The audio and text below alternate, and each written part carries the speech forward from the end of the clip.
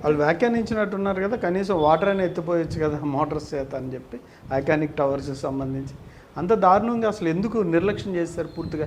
అవి కూడా ప్రజలు డబ్బు క్వార్టర్స్ కావచ్చు, లేదంటే అవన్నీ చాలా ఆకాశహర్యాలు ప్లస్ చాలా డబ్బు ఖర్చు పెట్టింది ప్రభుత్వం. ఎందుకు అంత నిర్లక్ష్యం? జగన్మోహన్ రెడ్డి గారికి ఏంటంటే ఆ సైకో చేష్టలు, శాడిస్ట్ చేష్టలు.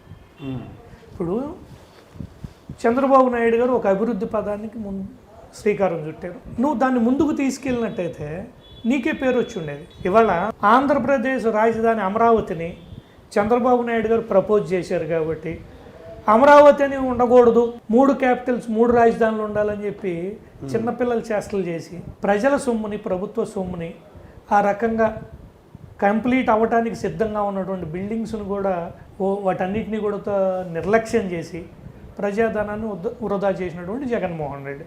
నేను ఆ రోజు కూడా ఛాలెంజ్ చేయడం జరిగింది. 33,000 ఎకరాలను మేము రైతుల దగ్గర నుంచి ల్యాండ్ పూలింగ్లో తీసుకున్నాం.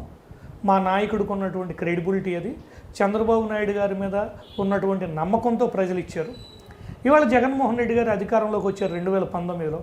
ఆ రోజు కూడా మేము ఛాలెంజ్ చేసాం, మీకు దమ్ము ధైర్యం ఉంటే మీ కాన్స్టిట్యున్సీలో ఏ ఒక్క విలేజ్లో అయినా సరే ఒక 1000 ఎకరాలు గవర్నమెంట్ పర్పస్ కోసం ల్యాండ్ పూలింగ్లో తీసుకో, నీకు ప్రజల్లో నీకు ఎంత నమ్మకం ఉందో తెలుస్తుందని చెప్పడం జరిగింది. మేము ఇప్పుడు పులివెందుల్లో జగన్మోహన్ రెడ్డి ఒక 1000 ఎకరాలు ల్యాండ్ పూలింగ్లో తీసుకుని ఉన్నట్టయితే, ప్రపోజల్ పెట్టి ఉన్నట్టయితే ప్రజలకు అతని మీద ఏమాత్రం నమ్మకం ఉంది ఏంటనేది తెలిసేది, ఎంతమంది ఇచ్చేవాళ్ళు ఇవ్వనోళ్ళు తెలిసేది.